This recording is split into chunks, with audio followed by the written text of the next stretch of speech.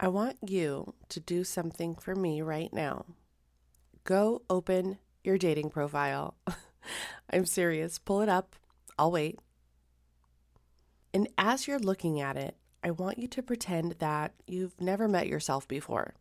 Put yourself in your ideal date's shoes, scrolling through her app on a Tuesday night, and this is her first introduction to you.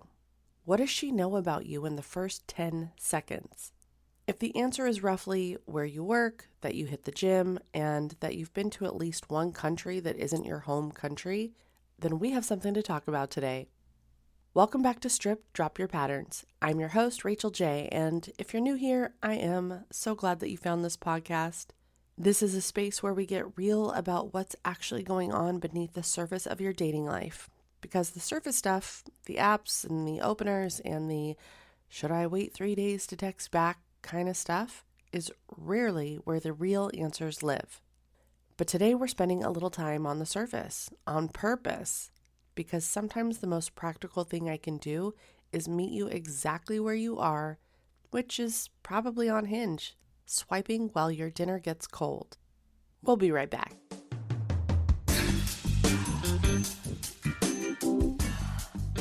Throw out the rules, forget the cliches. This isn't about the perfect profile or the perfect date. It's about real connection. It's time to strip away the masks, shed the stories, and drop those old patterns that no longer serve you. Tired of dating advice that doesn't fit? So are we. Welcome to Stripped, Drop Your Patterns, where conscious dating isn't about following a script. It's about embracing your whole self and attracting the kind of love that sets your soul on fire. I'm Rachel J., the connection coach and your host. Let's get real.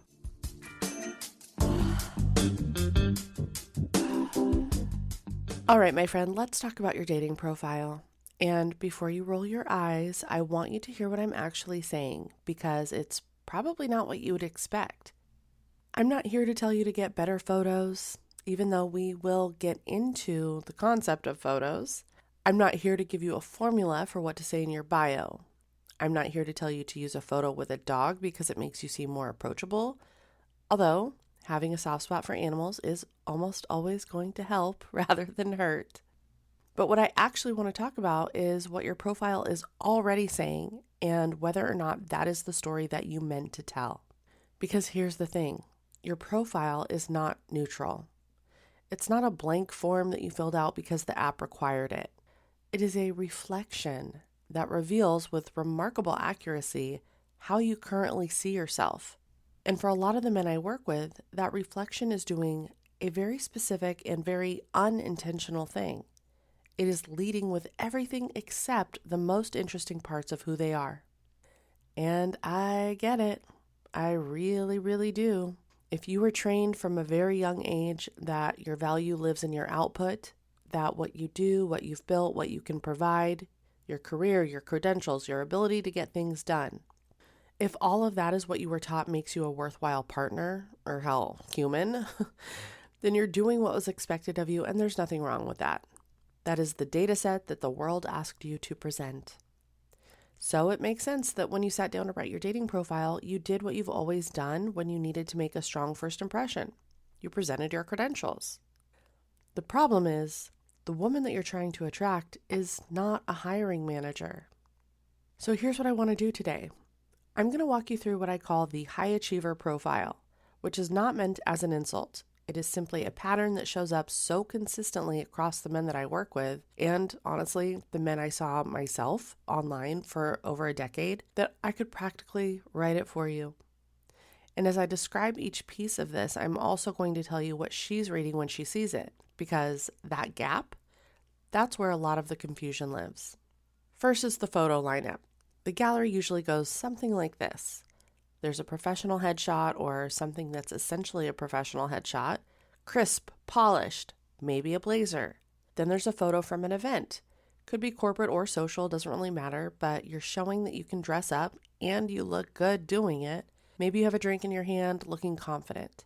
Then maybe there's a travel photo. You somewhere scenic, squinting a little into the sun, the dressed down but equally capable version.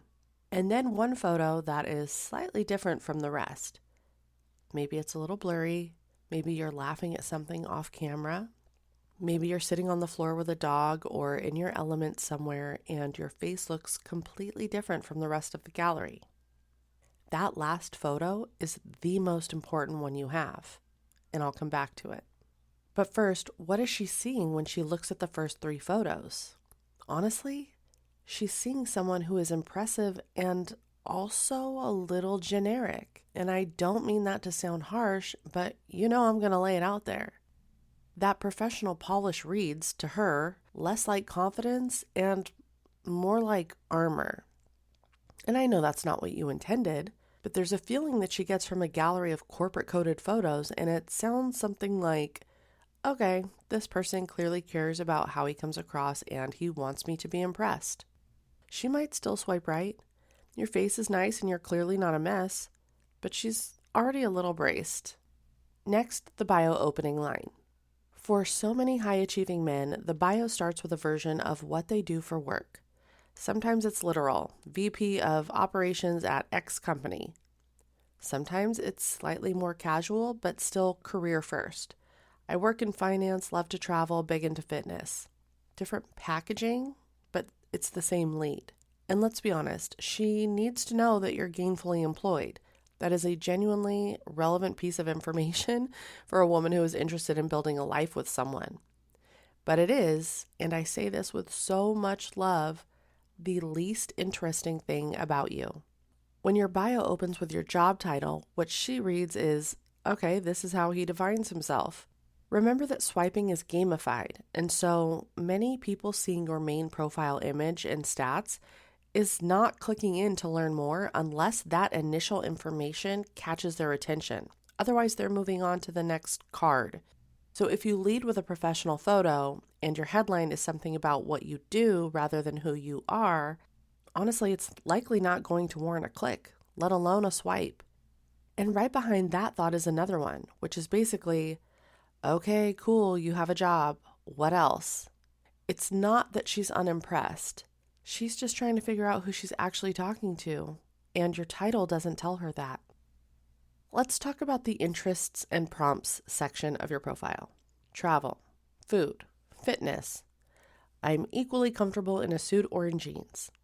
Looking for my partner in crime. My dog is my best friend. Work hard, play harder. Do these sound familiar? These things are all real. And listen, women are guilty of doing the same thing, so I'm not trying to single you out. And you do like to travel. You do eat food. But here's what happens when your interest section reads like a general election ballot where there's something for everyone and no particular flavor. She's bored. Not offended.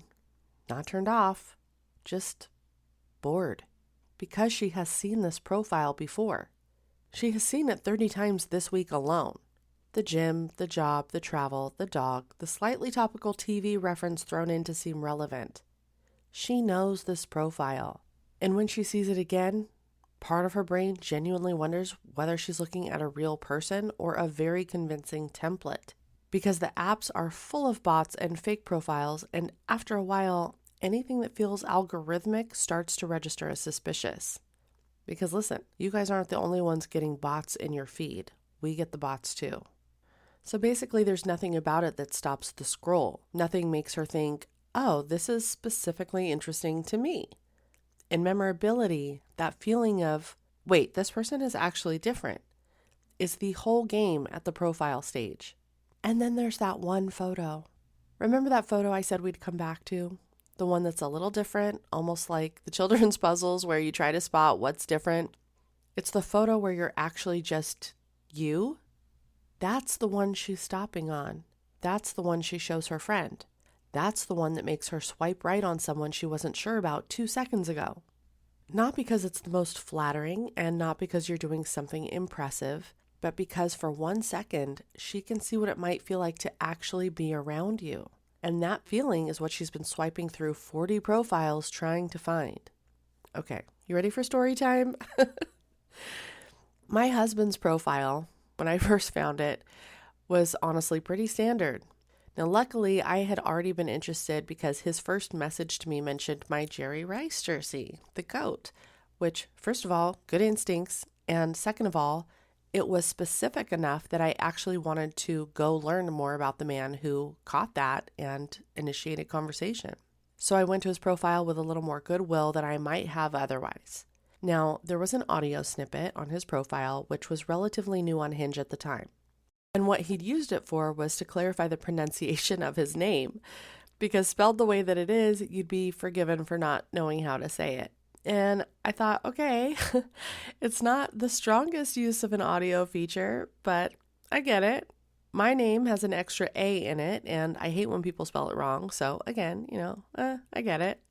Now, his main profile photo was him hugging a big dog, and he was smiling, like fully smiling, teeth and everything.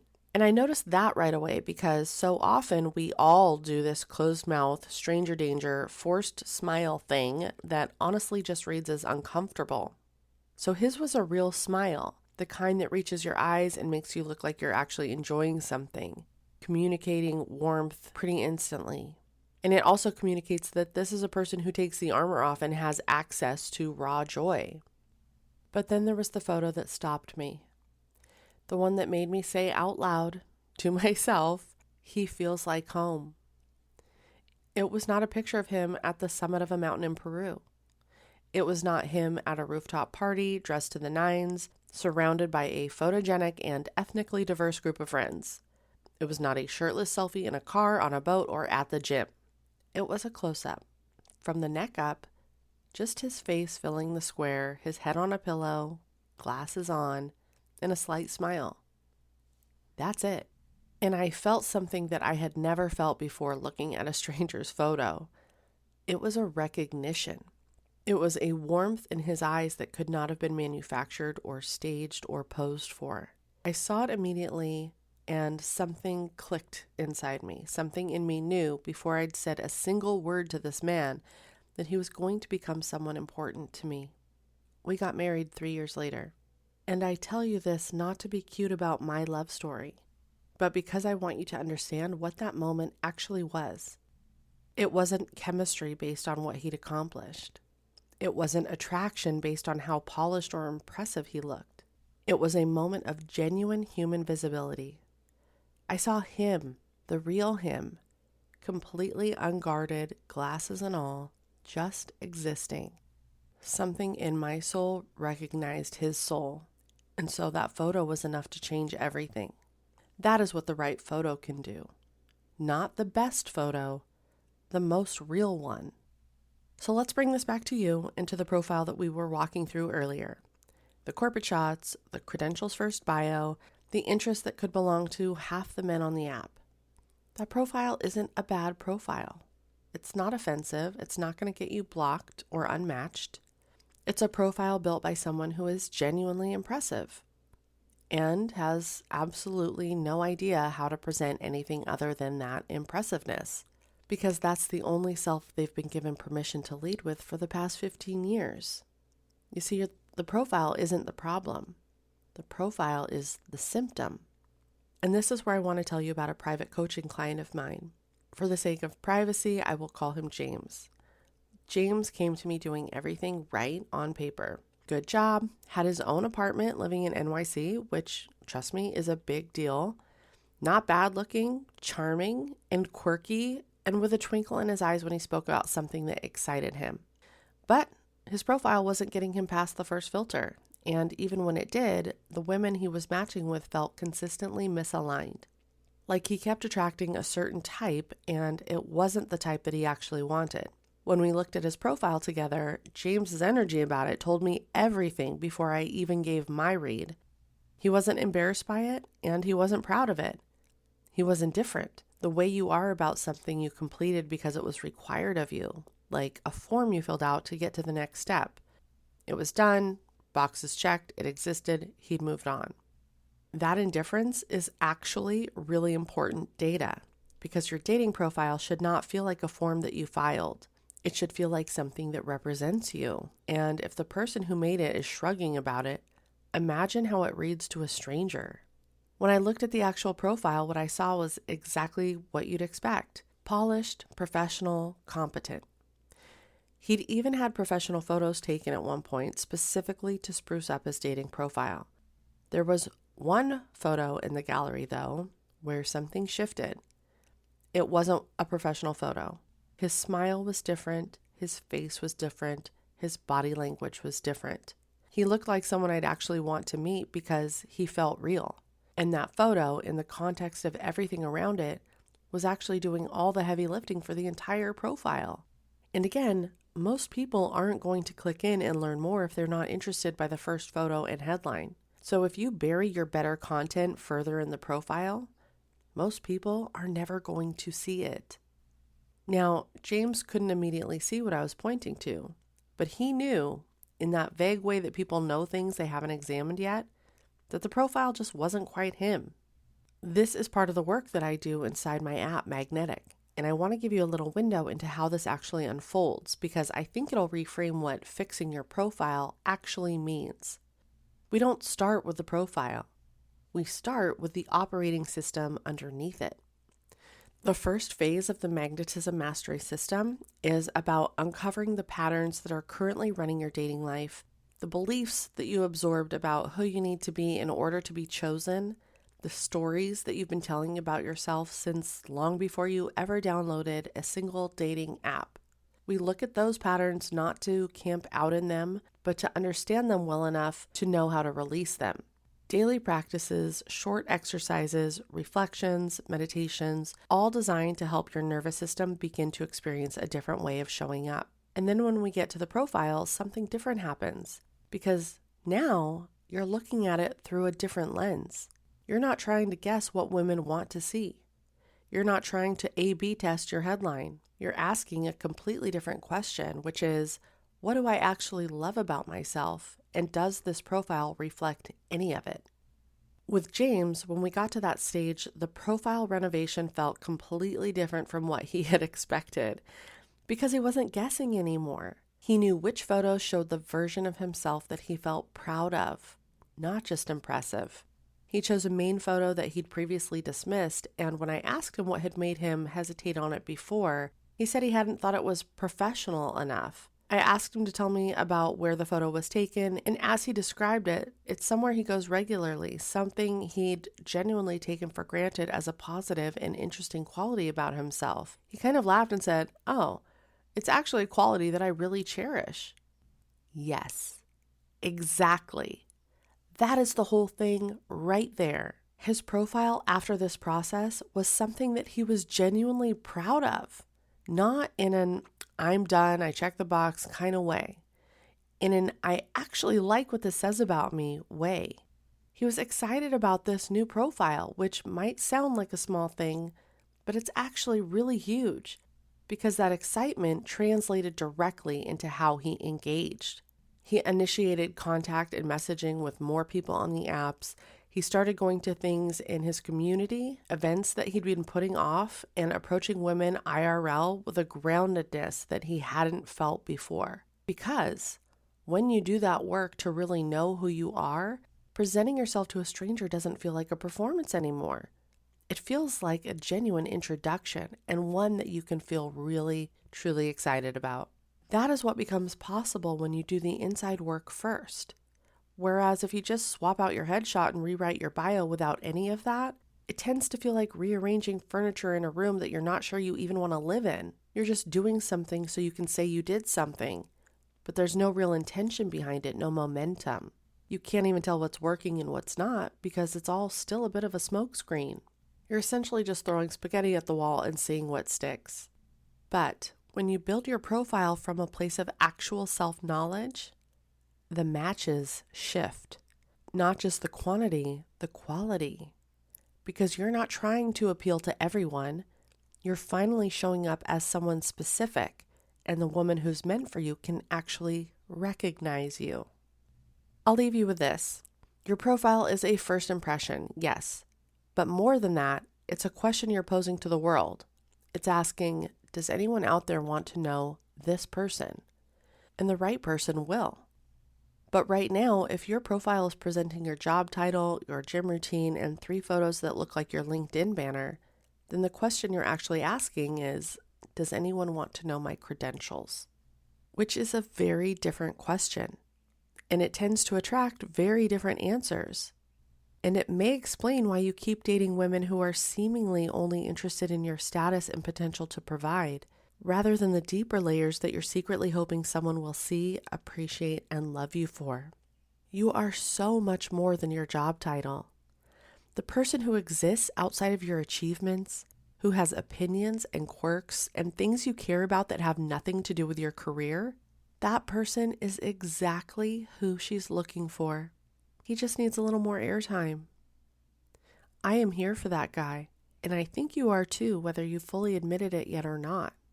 If what I described today, the operating system work, the identity rebuild, the profile process, if any of that made you think, okay, but how do I actually do that? That is exactly what Magnetic is built for. It is the self-guided app that I created to walk you through this process step by step in as little as 6 weeks. From uncovering the patterns that are running things in the background without your permission, to showing up on your profile and in person as someone that you actually recognize and like. You can find the link in the show notes. It's called Magnetic with a K because we do things a little differently over here. And if you're getting value from this podcast, I would love it if you would share it with someone in your life who might need to hear this. I'm so grateful that you spend this time with me week after week. If you could do me a small favor and hit that like and subscribe button, that truly helps the podcast grow and this conversation continuing in a broader context. We're all in this together. Until next week, I'm Rachel J, and you're listening to Stripped, Drop Your Patterns. Bye for now.